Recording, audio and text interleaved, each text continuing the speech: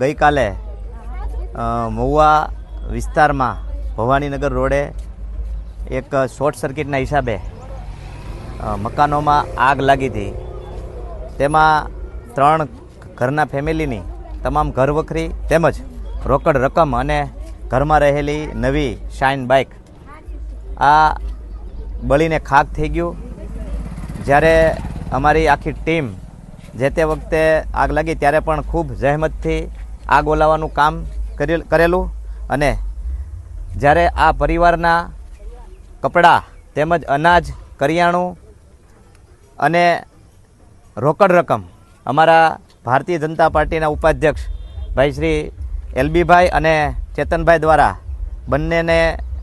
બંનેનો મળીને 50,000 જેવો ખર્ચ કરિયાણામાં અને કપડામાં અને તેમજ રોકડ રકમ તરીકે ત્રણેય પરિવારને 7,000 રૂપિયા ચેતનભાઈ સોની તરફથી આપવામાં આવેલ છે. અને અવારનવાર જ્યારે અમારી આખી ટીમ હોય જ્યારે જે લોકોને દુઃખની ઘડી હોય ત્યારે અમે ખડે પગે ઊભા હોઈએ છીએ. આ તકે આ પરિવારને અમારી ભારતીય જનતા પાર્ટી વતી તેમજ અમારા બધા સભ્યો વતી અમારી સહાનુભૂતિ છે. તેમજ જ્યારે તમારે કોઈ પણ કામ હોય ત્યારે અમારો સંપર્ક કરજો.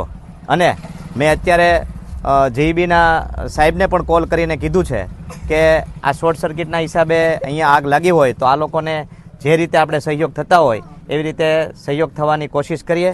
વંદે માતરમ. ભારત માતા કી જય.